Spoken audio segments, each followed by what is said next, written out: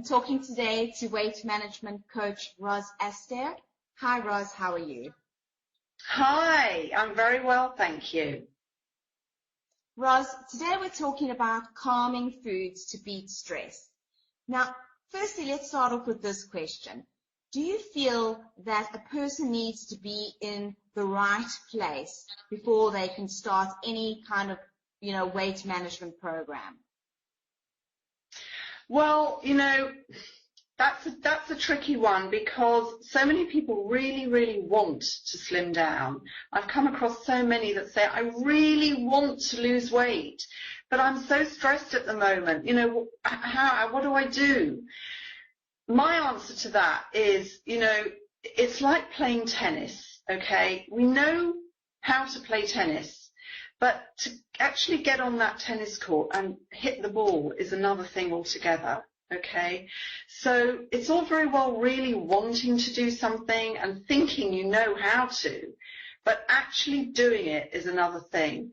So my answer to that is, you don't have to be in the right place as such, but you need to be in a position where you are willing and ready to make some small changes in your life, to change some habits. We're not talking big changes, we're talking small changes. You need to be open-minded, you need to be ready. So if you are very stressed at the moment, then you just might not be ready at that time.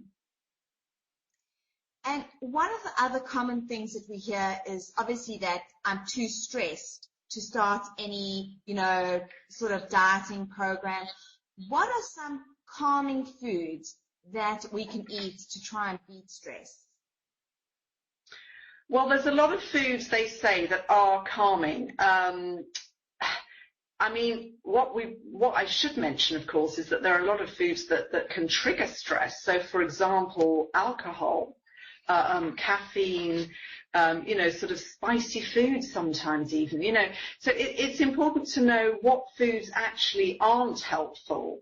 So I would say, if you are going through a stressful time, actually those foods that you think are helping you, like, a few drinks or smoking, coffee, a lot of coffee, that can actually make things a lot worse. But there are some foods that are actually helpful. For example, walnuts, would you believe? And other foods, avocado, turkey, for example, lean turkey breast, oatmeal. Oats are a calming food. And the reason why all these foods are so-called calming is because they contain an enzyme called tryptophan, which sends a little message to the brain and calms you down. So those sorts of foods are great. I mean, in the evenings, for example, a mug of Horlicks is a fantastic calming food. Horlicks isn't available everywhere, but it's like a malt drink. So, one can always look these foods up, but that gives you a little example of what sort of foods can help. That's very interesting. Another thing that we have a problem with is as a working mom, okay, if I'm feeling stressed and I've had a very busy day, and I just wanted to buy a takeaway for dinner. Obviously, I'm thinking some choices would be better than other choices. There would be, healthier. What do you think would be some of the more healthier takeaway options? Well, yes. Okay, so pizza, for example, is a really unhelpful food. There's nothing really good in a pizza unless you're going for a thin crust, loads of vegetables, and you have like a slice, but really pizza is not a very helpful food. It's just full of cheese and dough, which is just going to bloat you up.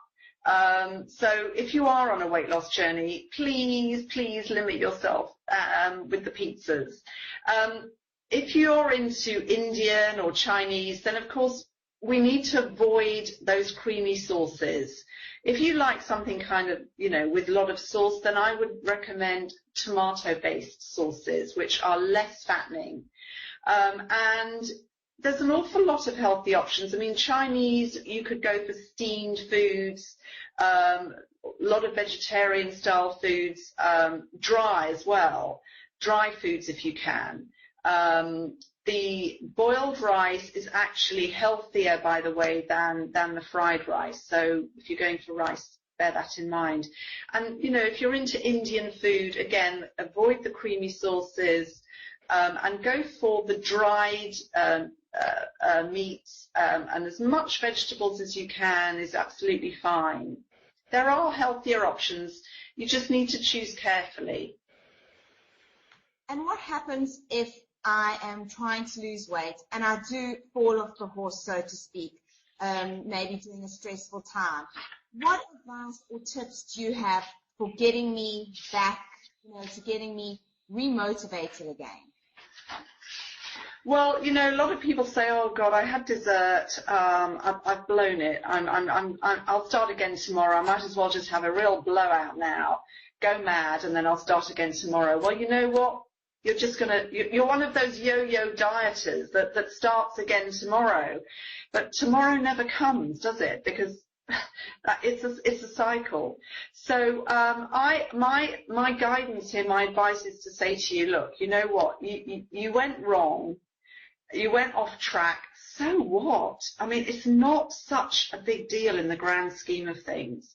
Start again now. Move on now, immediately. You know, at your next meal, move on straight away. So don't sabotage your efforts and go mad, because you're just going to go backwards. So it needs focus. It needs effort. But I would say to you, please don't drive yourself mad and stress yourself. Just move on now.